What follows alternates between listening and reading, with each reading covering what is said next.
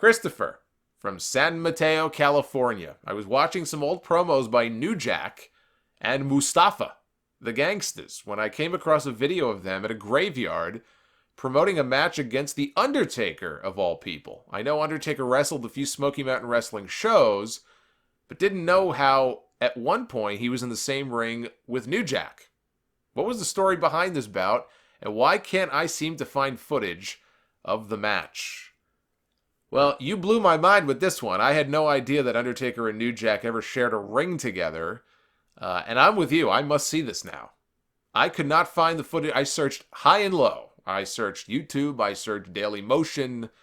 I could not find any footage, not even clips, of the match. And actually, it was more than one match. They shared the ring for 2 matches. I couldn't find footage of it. I did see the skit that you mentioned in the graveyard. It is up on YouTube. It's very corny, but it's just weird to see New Jack. They got this really corny like background, like, ooh, spooky music. And New Jack has a shovel in his hand, and he's cutting a promo on The Undertaker. And D'Lo Brown is with them, and he's all scared. And Mustafa's there, and he's all scared. And Tracy Smothers, in one of his shoot interviews, talked about the matches because he was part of them. He teamed up with The Undertaker for both of the matches, back-to-back nights. They were in April of 1995. This was literally the week after WrestleMania 11, when Undertaker had that horrible match with King Kong Bundy. They had fucking Larry Young as the referee for the match. He was a baseball umpire. This was during the baseball strike in 95. I wish Undertaker and Bundy would have gone on strike so we didn't have to watch that match. But it was actually 2 matches that Undertaker worked against the Gangsters on back-to-back nights. He wrestled a few more matches for SMW throughout the year. He wrestled a Unabomb, who would go on, of course, to become Kane many years later. But SMW was Jim Cornette's promotion. Vince basically loaned out The Undertaker for a few appearances, not unlike what he did for Jerry Lawler in 93. He not only did Vince let his talent wrestle in Memphis for Lawler's promotion in 93, Vince himself made appearances in Memphis as a heel. He cut heel promos and actually went for a match. He didn't wrestle in it, but he was ringside for a match in Memphis. It's just so bizarre. And you can find all of that Memphis stuff on YouTube. At one time, somebody had them organized, like in chronological order. You know, Brett and Owen were there, and they were cutting promos, making fun of all the Hick fans in, Memphis, Tennessee, and Tatanka was there, and it was just bizarre. Very, very bizarre stuff. But anyway, WWE does have some Smoky Mountain on the network, nothing from 95. So I did some research. I dug up an old Observer, and I dug up an old Torch newsletter from April of 1995.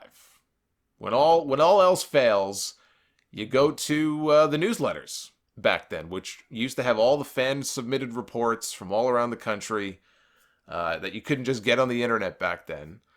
And sure enough, they both have reader reports from both of these shows. The first one was their Bluegrass Brawl 3, from April 7th in Pikeville, Kentucky.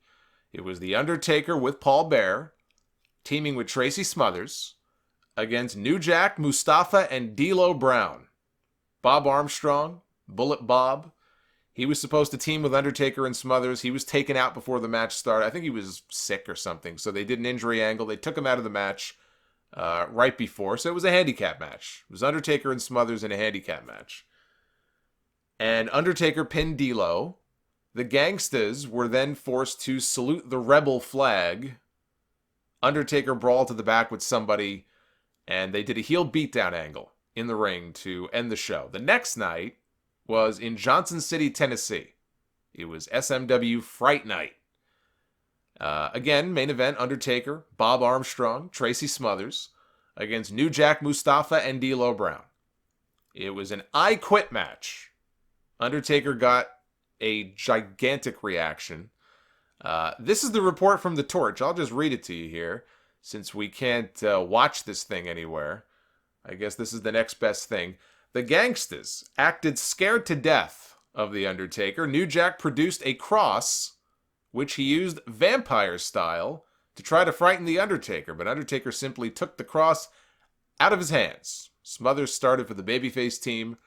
Moments later, the place went nuts when he tagged out to The Undertaker, who cleaned house on all of the terrified heels.